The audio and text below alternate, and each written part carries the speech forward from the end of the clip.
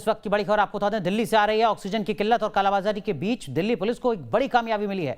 South Delhi के Lodhi colony थाने की police ने ऑक्सीजन कंसंट्रेटर की बड़ी खेप रिकवर करके कालाबाजारी करने वाले बड़े गैंग का पर्दाफाश किया है। इस गैंग से ऑक्सीजन के 419 कंसंट्रेटर रिकवर किए गए हैं। पुलिस के मुताबिक ये गैंग चीन से ऑक्सीजन कंसंट्रेटर इंपोर्ट कर रहे थे और एक ऑनलाइन पोर्टल के जरिए महंगे दामों पर आम लोगों को बेच रहे थे। पुलिस के मुताबिक 20 से 25 हजार कीमत के ऑक्सीजन कंसंट्रेटर को 70,000 रुपए में बेचा जा रहा था। अदालत ने जब्त किए गए सारे कंसंट्रेटर को जब्त करने की बजाय दिल्ली पुलिस को इस्तेमाल करने की इजाजत दे दी है। बड़ी खबर हम आपको दिखा रहे हैं। दरअसल में स्क्रीन पर जो आप तस्वीरें देख रहे हैं, ये वो शैतान है जो आपदा में अफसर तलाश रहे थे, लेकिन आखिरकार पुलिस के हत्थे चढ़ गए। और दिल्ली पुलिस के लिए ये एक बड़ी कामयाबी है, क्योंकि दिल्ली को आज भले ही केंद्र सरकार से ऑक्सीजन की बड़ी खेप मिली है, लेकिन राजधानी में ऑक्सीजन की कालाबाजारी भी जमकर हो रही है, जिसमें चंद रुपए के खातिर ये लोग एक एक सांस की मुंह मांगी कीमत वसूल रहे हैं। और बड़ी कीमत वसूली जा रही है लगातार ऑक्सीजन कंसंट्रेटर की। ऑक्सीजन कंसंट्रेटर की कालाबाजारी करने वाले गैंग पर शिकंजा कसा है। दिल्ली के लोधी कॉलोनी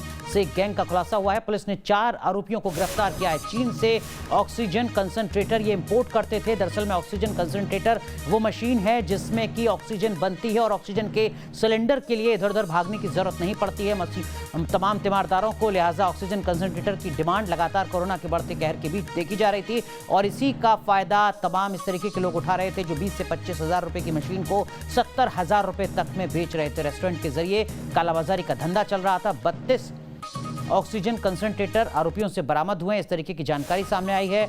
387 कंसंट्रेटर और बरामद हुए हैं। जांच के बाद फार्म हाउस से 70,000 रुपए में एक ऑक्सीजन कंसंट्रेटर बेचा जाता था। 419 कुल ऑक्सीजन कंसंट्रेटर बरामद हुए हैं। असली कीमत 25,000 वसूले जा रहे थे 70,000 से ज्यादा। आप देख सकते हैं किस तरीके से आपदा में अफसर बनाने की कोशिश, लेकिन दिल्ली पुलिस ने इस गैंग का खुलासा किया है और अदालत ने एक महत्वपूर्ण आदेश देते हुए इन तमाम ऑक्सीजन कंसंट्रेटर को जब्त नहीं किया है, बल्कि दिल्ली पुलिस को ही आदेश दिया है कि वो इन ऑक्सीजन कंसंट्रेटर का इस्तेमाल करें। यानी जो तमाम जरूरतमंद लोग हैं उनको ये ऑक्सीजन कंसंट्रेटर सौंपे जाएं। इस वक्त की बड़ी खबर, दिल्ली में लगातार सांसों का संकट गहराता जाता रहा और उसी का फायदा उठाने की कोशिश ये पूरा गैंग कर रहा था, जिसका पर्दाफाश दिल्ली पुलिस ने किया है। 400 से ज्यादा ऑक्सीजन कंसंट्रेटर जब्त किए हैं दिल्ली पुलिस ने। 20 से 25 हजार की कीमत वाले इस मशीन को 70,000 रुपए तक वसूल रहा था ये पूरा गैंग। देश अभी कोरोना की दूसरी लहर से जूझ रहा है, लेकिन तीसरी लहर की चेतावनी ने सरकारों की चुनौती को और ज्यादा बढ़ा दिया है। इस बीच दिल्ली सरकार का मानना है कि तीसरी लहर से निपटने के लिए सबसे अहम रोल वैक्सीनेशन का होगा। कोरोना की तीसरी लहर पर काबू पाने के लिए और क्या उपाय अपना रही है दिल्ली सरकार, संवाददाता मोहित बख्शी की इस रिपोर्ट में देखिए।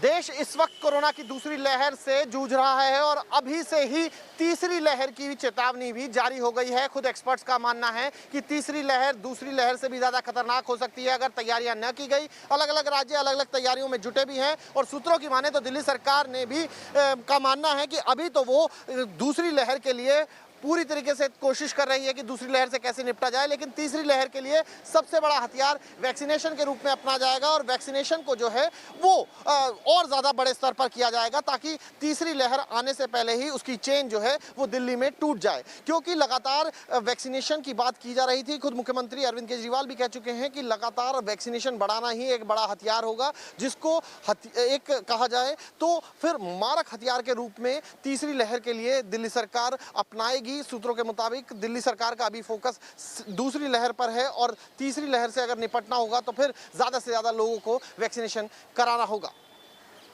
वीडियो जर्नलिस्ट मुकेश झा के साथ मोहित बख्शी, न्यूज नेशन, दिल्ली।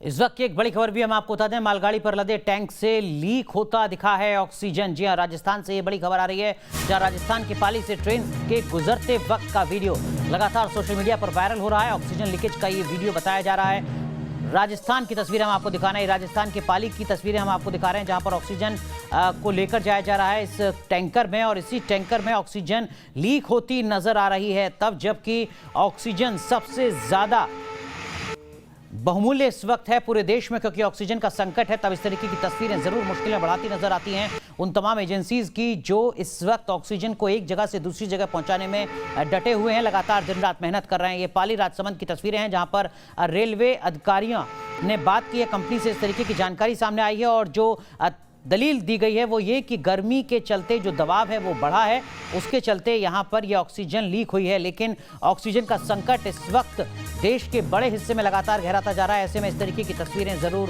परेशान करती हैं। वैसे परेशानी की खबर और भी है। शहरों से अब कोरोना वायरस गांव की तरफ भी अपने पांव पसार रहा है। हरियाणा के रोहतक से एक डराने वाली खबर सामने आई। यहां जिला मुख्यालय से 10 किलोमीटर दूर टिटौली गांव में बीते 10 दिन में 40 लोगों की मौत से दहशत फैल गई है। बताया जा रहा है कि ये मौत बुखार के बाद तबीयत बिगड़ने की वजह से हुई है। रोहतक के टिटौली गांव में इस कदर खौफ पसरा है कि गलियां सूनी नजर आ रही हैं। लोगों ने खुद को घरों में कैद कर लिया है। इस गांव में पिछले 10 दिन में 40 लोगों की मौत हो चुकी है। मरने वाले लोगों को पहले बुखार आया और फिर हालत बिगड़ती चली गई। गांव के लोग मान रहे हैं कि कोरोना संक्रमण की वजह से ही ये मौतें हुई हैं। पिछले 10 दिनों में ऐसा कोई दिन नहीं बीता जब गांव में किसी की मौत ना हुई हो। ऐसा जी, ये तो हमारे आंखों देखी बात है। कल भी 8 मौत हुई है। जैसे बुखार हो जाता है तो बुखार होने के बाद में एकदम चले जाए। गांव में जैसे टेस्ट चल रहे हैं, टेस्ट में लगभग कल होया था 20 टेस्ट, तो 20 में लगभग आधा का था। 100 टेस्ट हो चुके हैं लगभग। 100 में से 30-35 आदमियों का पॉजिटिव है। ये 10 दिन की वो है, 10 दिन में 33 हो गए। जैसे कल 8 थे, परसों थोड़ा फर्क था, 2 थे। उस एक दिन खाली रहा 10 दिन में, नहीं तो 5-6 जाते रहे हैं। इतनी बड़ी तादाद में मौतों के बाद स्वास्थ्य विभाग की टीम गांव में पहुंची है और लोगों का कोरोना टेस्ट करवाया जा रहा है। टेस्ट में बहुत से लोग पॉजिटिव आए हैं। बड़ी बीमारी की महामारी चल रही है, काफ़ी लोग परेशान हो गए हैं। 40-50 आदमी भाई एक्सपायर भी हो गए हैं। टीम डेली आती है और चेकिंग भी होती है, चेकअप करते हैं और सभी को यही बोलते हैं कि भाई आप अपना खुद ध्यान रखो। सो आप खुद सोच रहे हो, सब दूसरा ही सोचते रहेंगे। थोड़ी दूरी बनाए रखो, मास्क लगाओ। भाई पता नहीं जी, ये बीमारी है कुछ ऐसी है। एक ही गांव के इतने लोग? हाँ जी, 40 आदमी एक्सपायर हो चुके हैं। कितने दिनों में? ये जी लगभग 10 दिन के अंदर जी। टिटौली गांव में पहुंचे रोहतक के एसडीएम राकेश सैनी लोगों को कोरोना टेस्ट के लिए समझाने बुझाने में जुटे हैं ताकि वायरस को फैलने से रोका जा सके। लेकिन अभी भी ज्यादातर लोग टेस्ट कराने के लिए नहीं आ रहे। देखो, यही कारण है कि हम बार बार इनकी काउंसलिंग करने की कोशिश कर रहे हैं। सीएमओ जो एसएमओ हैं डॉक्टर कुलदीप, कौन डॉक्टर साहब से भी मेरी बात हुई है। हमने काउंसलिंग भी बहुत कोई की है। हमारे जो एक्स सरपंच हैं सुरेश कुंडू जी, उनको भी साथ लेके, क्योंकि ये जो मौजूद लोग हैं उनको भी साथ लेके हमने कोशिश की है कि इनको थोड़ा कन्विंस करें, काउंसलिंग करें कि आपको हल्के से भी सिम्टम आते हैं कुछ भी प्रकार के, कृपया कम से कम अपनी टेस्टिंग करवा लें। और अपने अगर कुछ पॉजिटिव आ जाते हैं तो अपने आप को आइसोलेट कर लें। आपको लगता है कि मेरे को हल्के सिम्टम है, पहले तो सबसे पहले अपने आप को आइसोलेट कर लें। तो ऐसा नहीं है कि आप परिवार के सदस्यों से भी बात कर रहे हो बैठ के, तो ये आप अपने परिवार के सदस्यों को भी रिस्क पे डाल रहे हो। तो इनसे सभी से यही गुजारिश है, प्लीज़ अपने पहले तो टेस्टिंग करा लो, आपको हल्के भी सिम्टम आते हो। महामारी से बचाव के लिए गांव की गलियों में हवन और यज्ञ हो रहा है। हवन जलाकर गलियों में ट्रैक्टर पर घुमाया जा रहा है। गांव वाले ये समझने को राजी नहीं है कि वायरस को हवन से नहीं बल्कि टेस्ट के बाद आइसोलेशन से रोका जा सकता है। प्रशासन के समझाने के बाद भी गांव के लोग टेस्ट करवाने को राजी नहीं हैं। ऐसे में वायरस के फैलने का खतरा बढ़ गया है। डर इस बात का है कि वायरस कहीं आसपास के गांव तक ना फैल चुका हो। Team news nation. कोरोना के मोर्चे पर चुनौती सिर्फ हरियाणा के ग्रामीण इलाकों से सामने नहीं आ रही है, बल्कि राजस्थान के भी कई जिलों में लगातार कोरोना का कहर बढ़ता नजर आ रहा है। इस परिवार पर कोरोना कहर बनकर टूटा है। बुलंदशहर के ग्रामीण इलाकों में महामारी ने एक ही परिवार के 3 लोगों की जीवन लीला समाप्त कर दी, जिसके बाद से पूरे गांव में सन्नाटा पसरा हुआ है। सांस में समस्या होने के कारण हमने राणा हॉस्पिटल में भर्ती कराया था, लेकिन 4-5 घंटे के बाद ही उनका शरीर जो है वो पूरा हो गया।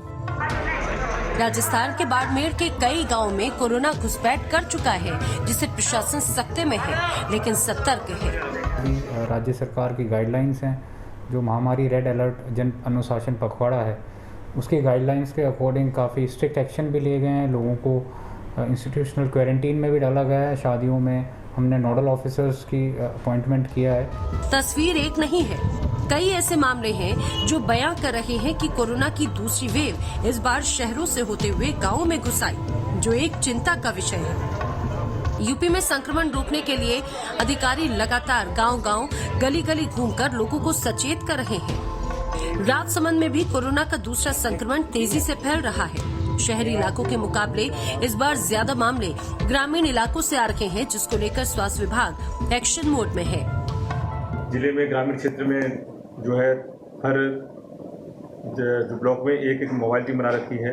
गांव-गांव में जो हमारे दल हैं वो सर्वे कर रहे हैं। जो IRI केसेज मिल रहे हैं उनको किट उपलब्ध कराए जा रहे हैं। कुछ यही हाल बड़वानी का भी है, जहां के अंदरूनी इलाकों में कोरोना तेजी से पांव पसार रहा है, गांव वालों को अपनी जकड़ में ले रहा है। ग्रामीण इलाकों में जहां कोरोना के तेजी से फैलने की बड़ी वजह गाइडलाइंस का पालन न करना है, इसके अलावा प्रवासियों का अपने गांव में लौटना, जांच कराने में आनाकानी करना, सैंपल लेने के बाद रिपोर्ट आने तक घूमना, दैनिक जरूरतों के लिए लोगों का शहर आना जाना लगा रहता है। नाइट कर्फ्यू के बावजूद ज्यादा अंकुश नहीं लगना और मास्क न पहनने में लापरवाही करना, ये सारी मुख्य वजह हैं जिसकी वजह से कोरोना गांव-गांव में घुस रहा है। इसीलिए हम लगातार ये कह रहे हैं कि सावधानी ही सुरक्षा है। Team news nation. छत्तीसगढ़ के गांव में भी कोरोना की दूसरी लहर का कहर देखने को मिल रहा है। छत्तीसगढ़ के राजनांदगांव के सुरगी गांव में अभी तक 24 से ज्यादा लोगों की मौत हो चुकी है। यह मौत का सिलसिला थमने का नाम नहीं ले रहा है। गांव वालों को तो ये तक नहीं पता कि जब घर के बीमार होकर लोग मर रहे हैं तो उन्हें जांच करवा लेनी चाहिए या किसी सरकारी हॉस्पिटल में जाकर उन्हें दाखिला दिलवाना चाहिए। इलाज के अभाव में जिन लोगों की मौत हुई उनमें युवाओं की संख्या ज़्यादा है। इस इलाके में जांच और इलाज खस्ता हाल तो है ही, इन मौतों की बड़ी वजह ऑक्सीजन संकट भी बना। ये गांव राज्य के पूर्व मुख्यमंत्री रमन सिंह का गोद लिया हुआ गांव है और इस गांव को आयुर्वेद ग्राम का दर्जा मिला हुआ है। लेकिन तस्वीरें आपके सामने हैं। फिलहाल इस गांव में दहशत का माहौल बना हुआ है। तस्वीरें छत्तीसगढ़ के राजनांदगांव। वैसे छत्तीसगढ़ के बेमेतरा जिले के भी कई गांव कोरोना से त्राहिमाम कर रहे हैं। जिले के साजा ब्लॉक का केवतरा गांव सबसे ज्यादा संक्रमित रहा है। उसके बावजूद भी यहां पर वैक्सीनेशन को लेकर लोग जागरूक नहीं हैं। इतना ही नहीं, ग्रामीण क्षेत्रों के लोग ना तो मास्क की अहमियत को समझ रहे हैं और ना ही सोशल डिस्टेंसिंग का पालन कर रहे हैं, जिसके चलते संक्रमण के और तेज होने का खतरा बना हुआ है। वहीं वैक्सीन को लेकर तरह तरह की अफवाहों से भी लोग डरे हुए हैं, सहमे हुए हैं। आरोप प्रशासन पर भी लग रहे हैं कि वो गांव के लोगों को जागरूक करने में असफल हैं, जिसके चलते लोगों में वैक्सीन को लेकर भ्रम बना हुआ है। तस्वीरें छत्तीसगढ़ के एक और इलाके की। चलिए अब आपको छत्तीसगढ़ के ही रायपुर के उन गांव की तस्वीर दिखाते हैं जहां कोरोना संक्रमण तेजी से फैला है। रायपुर के ये गांव हैं धनेली, टेकारी और धरसी। धनेली के सरपंच मंटोरा साहू के पति और उनके बेटे की कोरोना से मौत हो गई। हालत यह है कि इस गांव में एक महीने में ही 25 से ज्यादा मौत हो चुकी हैं। ऐसा केवल इसी गांव का हाल नहीं है, टेकारी और धरसीवा का तो और भी बुरा हाल है। यहाँ भी रोज 100 के आसपास मरीज सामने आ रहे हैं और मौतों का आंकड़ा भी लगातार बढ़ रहा है। रायपुर के धनेली गाँव का हाल क्या है, देखिए न्यूज नेशन संवाददाता आदित्य नामदेव की ये रिपोर्ट। छत्तीसगढ़ की राजधानी रायपुर के नजदीक का ये गांव, इसका नाम है धनेली। आप ये देख सकते हैं, ये धनेली गांव है, मनोरंजन भवन है धनेली का ये। और रायपुर के नज़दीक होने के बावजूद भी देखिए तकरीबन महीने भर के अंतराल में 20 से 25 मौतें यहाँ पर कोविड-19 से हो चुकी है। लगातार पॉजिटिव केस आ रहे हैं। गांव ने इस बार सबसे ज़्यादा जो है वो कोविड-19 के नियमों का उल्लंघन किया। जो गाँव पिछले पहली लहर में सबसे ज़्यादा अपने आप को सेफ किए हुए थे, इस बार सबसे ज़्यादा दिक्कतें गाँव में हो रही। लगातार मरीज बढ़ रहे हैं और दूसरी सबसे बड़ी दिक्कत है कि लोग अभी भी मानने को तैयार नहीं है। लॉकडाउन है, लेकिन देखिए इस तरह से आप बैठे रहते हैं। अभी कैमरा आया तब मुंह में मास्क लगता है। सबसे बड़ी बात है कि सब कुछ जानते हुए भी लगातार प्रशासन के द्वारा कहने पर भी मानने को कोई तैयार नहीं है। और ये नहीं मानने का ही नतीजा है कि छत्तीसगढ़ में मौत जो है वो विकराल रूप ले रही। रोज 250 से ज़्यादा मौत हो रही, 15,000 के आसपास रोज केसेज आ रहे हैं। ये सबसे बड़ा कारण इसका यही है कि लोग मानने को तैयार नहीं है। प्रशासन हर किसी के ऊपर डंडा नहीं चला सकता। ये आप और हमारी जिम्मेदारी है कि अगर लॉकडाउन लगातार बढ़ रहा है, तीसरा लॉकडाउन सरकार को लेना पड़ रहा है, उसके बाद भी अगर हम नहीं चेत रहे हैं, उसके बाद भी हम नहीं समझ रहे हैं, तो फिर आखिर इसमें गलती किसकी है। कैमरा पर्सन सूर्यकांत के साथ रायपुर से आदित्य नामदेव। उत्तर प्रदेश के बुलंदशहर की तस्वीर हमने आपको दिखाई थी। बुलंदशहर के गांव में कोरोना के कोहराम के बीच अब देहात के इलाकों में घर घर जाकर जांच शुरू कर दी गई है। ग्रामीण इलाकों में मरीजों की बढ़ती तादाद को देखते हुए स्वास्थ्य विभाग की टीम गांव में जाकर घर घर लोगों की टेस्टिंग कर रही है। आशा कार्यकर्ता अपने अपने क्षेत्र के गाँव में घर घर पहुँच रही हैं और लोगों की जाँच कर रही हैं। दरअसल में उत्तर प्रदेश के मुख्यमंत्री योगी आदित्यनाथ ने हाल ही में ये आदेश दिया है कि गांव-गांव जाकर कोरोना की जांच की जाए, ताकि पंचायत के चुनाव के नतीजों के बाद अगर कोरोना का कहर बढ़ सकता है तो उसको वक्त रहते थामा जाए, और उसी का असर दिख रहा है बुलंदशहर जिले में। अब एक बार फिर बात करते हैं राजस्थान की। राजस्थान के जोधपुर जिले के ग्रामीण क्षेत्रों में कोरोना मरीजों का आंकड़ा तेजी से बढ़ रहा है। गहलोत सरकार और स्वास्थ्य विभाग लगातार दावे कर रहा है कि मरीजों के लिए गांव में ही कोविड-19 आइसोलेशन सेंटर बनाए गए हैं, लेकिन आइसोलेशन सेंटर का सूरत हाल तो ये है कि वहां पर सिर्फ एक मरीज मौजूद है और बाकी सभी बेड खाली हैं, क्योंकि अस्पताल प्रशासन की ओर से संसाधनों की कमी के चलते मरीजों को यहां से रेफर कर दिया जा रहा है। साथ ही मरीजों को घर पर ही रहने की हिदायत भी दी जा रही है, और जो घर पर आइसोलेशन में है वो भी भगवान भरोसे।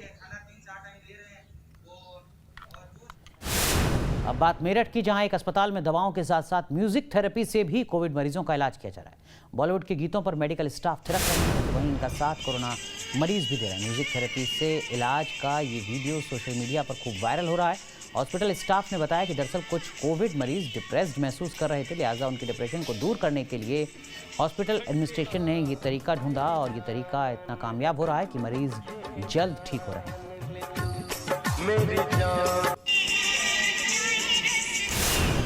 हम लोग थोड़ा सा साथी जितने हैं हम सारे यहाँ हंसते हैं, बोलते हैं और एक फैमिली की तरह ही अपने पेशेंट्स को ट्रीट करते हैं और एक दूसरे के साथ समय बिताते हैं। इसीलिए हमने थोड़ा सा पेशेंटों के लिए और अपने लिए उस वीडियो को बनाया। ऑक्सीजन संकट के बीच भारत के दोस्त जापान ने भारत को ऑक्सीजन कंसंट्रेटर की सौगात दी है। आपको दिखाते हैं ये कैसे काम करता है। इसका हमारे सहयोगी लाल सिंह फौजदार की रिपोर्ट देखिए। कोविड की महामारी में सबसे अधिक सांसों पर संकट मंडरा रहा है। लगातार ऑक्सीजन के अभाव में मौत होना सामने आ रहा है। इस बीच आज राजस्थान सरकार को जापान की कंपनी से निर्मित ऑक्सीजन कंसंट्रेटर भेंट किए गए हैं। ये किस तरह काम करते हैं, मेरे साथ गोयल जी वो समझाने के लिए वो बताएंगे। सर, ये जो मशीन है, क्योंकि आज जिस समय सबसे ज़रूरत इस चीज़ की है कि आदमी को सांसों का जुगाड़ हो जाए ताकि उसकी ज़िंदगी बच जाए। ऑन करेंगे, इनमें स्विच आता है ऑन ऑफ का, ऑन ऑफ ऑन करेंगे स्विच को, ऑन हो गया तो मशीन वर्किंग करने लग जाएगी। वर्किंग करने लगी तो अपने को नॉर्मली ऑक्सीजन नॉर्मल रखने के लिए अपने देखते हैं कि कितने लीटर पर आवर की जरूरत है। स्टार्टिंग यदि अपने को 1 लीटर पे 90 to 93 ऑक्सीजन मेंटेन कर रहे हैं अपन, ये ऑक्सीजन नापने का पल्स ऑक्सीमीटर बोलते हैं इसको। ये इस मशीन में कनेक्टेड है ऑलरेडी। ये दोनों काम बताएंगे, अपने को ऑक्सीजन रीडिंग बताएगी कितना % अपनी बॉडी में आ रहा है और कितना अपनी पल्स चल रही है। यदि अपने को ऑक्सीजन 92 मेंटेन करें तो 1 लीटर पर मिनट अपन दे सकते हैं। हाँ 99 आ रही है विदाउट।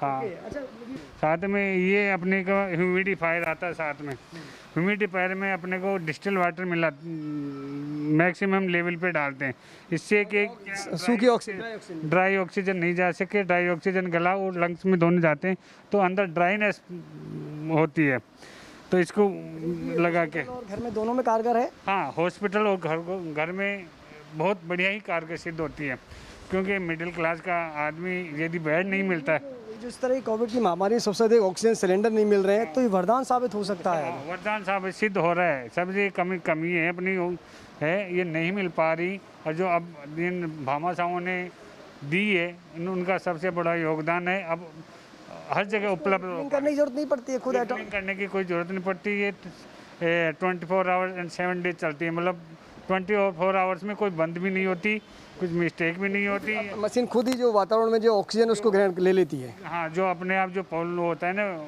वातावरण, वो अपने आप उसको फिल्टर करके पेशेंट तक पहुंचाती है। मतलब एक्स्ट्रा कॉस्ट इस मशीन की जो जितनी भी आपने खूबियाँ देखी हैं उससे एक बात साफ है कि कोविड के इस दौर में ये मशीन वाकई वरदान साबित हो सकती है, हॉस्पिटल में भी और घर पर भी, क्योंकि घर पर ऑक्सीजन सिलेंडर मिलना बहुत मुश्किल हो रहा है। और जिस तरह की एक्सपर्ट कयास लगाए जा रहे हैं कि तीसरी लहर भी दस्तक दे सकती है और उस समय कितना गहरा संकट ऑक्सीजन का मंडराएगा आप कल्पना कर सकते हैं। ऐसे में ये ऑक्सीजन कंसंट्रेटर जापान के द्वारा निर्मित वाकई हिंदुस्तान के लिए वरदान साबित हो सकता है। वीडियो जर्नलिस्ट राजू चौधरी के साथ लाल सिंह फौजदार, न्यूज़ नेशन, जयपुर। चलिए इलेक्ट्रिक की बात में आज के लिए बस इतना ही। आप बने रहिए न्यूज़ नेशन के साथ।